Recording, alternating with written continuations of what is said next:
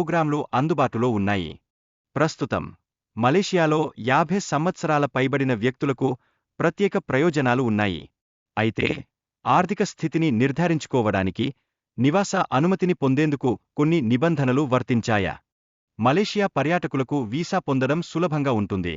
America మరియు European పౌరులు 90 రోజులు మలేషియాలో ఉండవచ్చు. అయితే నివసించడానికి ప్రాథమిక దరఖాస్తు ప్రక్రియ ముందుగా ప్రణాళిక చేయాలి. మలేషియాలో లగ్జరీ అపార్ట్మెంట్ల అద్దె $400 నుండి $800 వరకు ఉంటుంది. ఇతర దేశాలతో పోలిస్తే ఇక్కడ అందమైన నివాసం పొందడం సులభం. ప్రాంతీయ ఆహారానికి తీసుకునే ఖర్చులు చాలా తక్కువగా ఉంటాయి. ఇక్కడ రహదారి ఆహారం $1 నుండి $3 వరకు అందుబాటులో ఉంది. మొదటి తరహా పబ్లిక్ ట్రాన్స్పోర్ట్ ఖర్చులు కూడా తక్కువగా ఉంటాయి. పర్యటనల ధరలు 50 సెంట్లు నుండి $1 వరకు ఉంటాయి. ఇది ప్రయాణ ఖర్చులను ఆదా చేస్తుంది.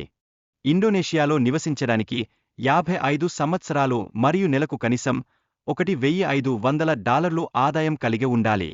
అంతేకాక అంతర్జాతీయ ఆరోగ్య బీమా ఉండాలి.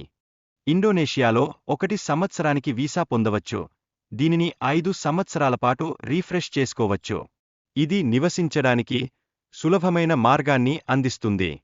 ఇండోనేషియా ముస్లిం సమాజానికి అనుకూలంగా ఉంటుంది. అక్కడ హలాల్ ఆహారం మరియు మస్జిద్లు సులభంగా లభిస్తాయి.